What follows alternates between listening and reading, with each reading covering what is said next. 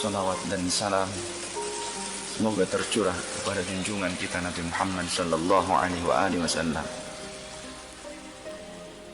Di suatu pagi, dengan suara terbata-bata, beliau memberikan khutbah yang singkat kepada keluarganya.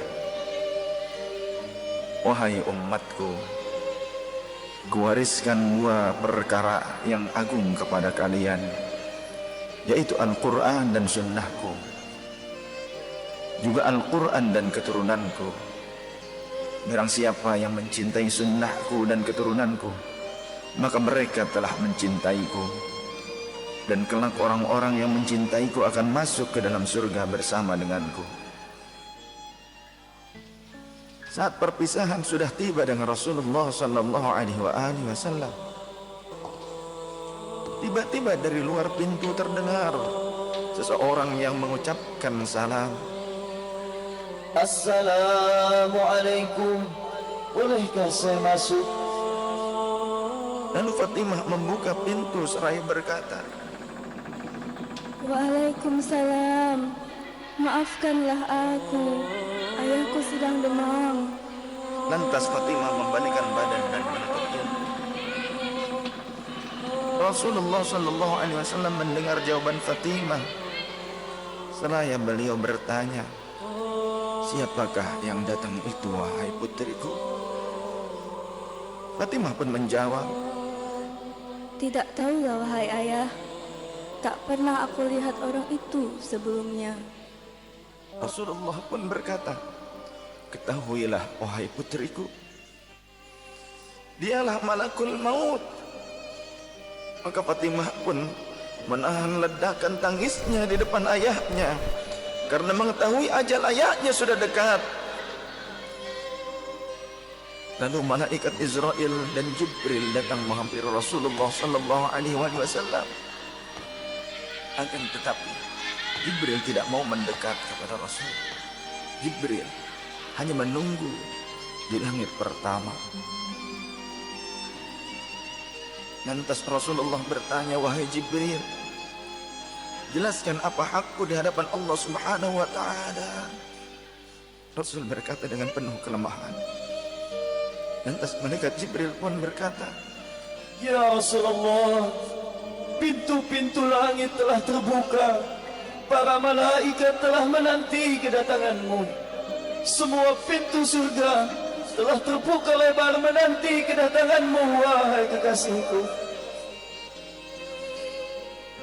namun kata Jibril tidak membuat Rasulullah sallallahu alaihi wasallam, kalimatnya tidak membuat tenangnya baginda Rasul.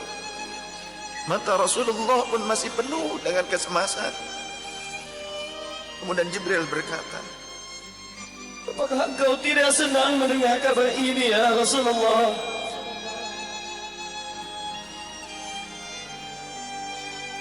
kemudian Rasul pun berkata, kabarkan kepadaku bagaimana nasib umatku kelak, wahai Jibril. Lalu Jibril menjawab, Jangan khawatir ya Rasulullah, aku telah mendengar Allah telah berfirman kepadaku, kuharamkan surga bagi siapa saja kecuali umat Muhammad telah berada di dalamnya. detik-detik wafat Rasulullah semakin mendekat, dan tibalah saatnya malaikat Israel menjalankan tugasnya. Perlahan-lahan ruh Rasulullah sallallahu alaihi wasallam ditarik dari tubuhnya. Tampak seluruh tubuh Rasulullah bersimpah peluh. Urat-urat leher baginda Rasul menegang pada saat itu. Manusia termulia merasakan sakaratul maut. Perlahan-lahan Rasulullah sallallahu alaihi wasallam pun mengadu, merasakan rasa sakit itu. Dan Rasulullah berkata, wahai Jibril, betapa sakitnya sakaratul maut ini. Rasul berkata dengan begitu lirik. Fatimah pun memejamkan matanya, tak sanggup memandang ayahnya. Lantas Rasulullah pun berkata, "Ya Jibril, jika engkau melihatku hingga kau palingkan wajahmu dariku, hai Jibril." Lantas Jibril pun menjawab, Siapakah yang sanggup melihat kekasih Allah di rebut ajalnya ya Rasulullah?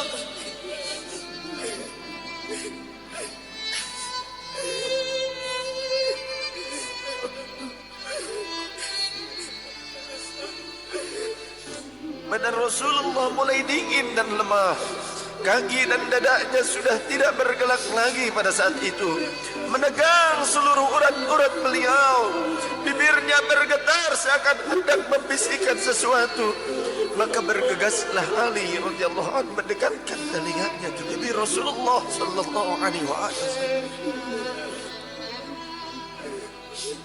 Lalu Rasulullah membisikkan, peliharalah sholat. Aku wasiatkan kepada kalian agar kalian menjaga sholat.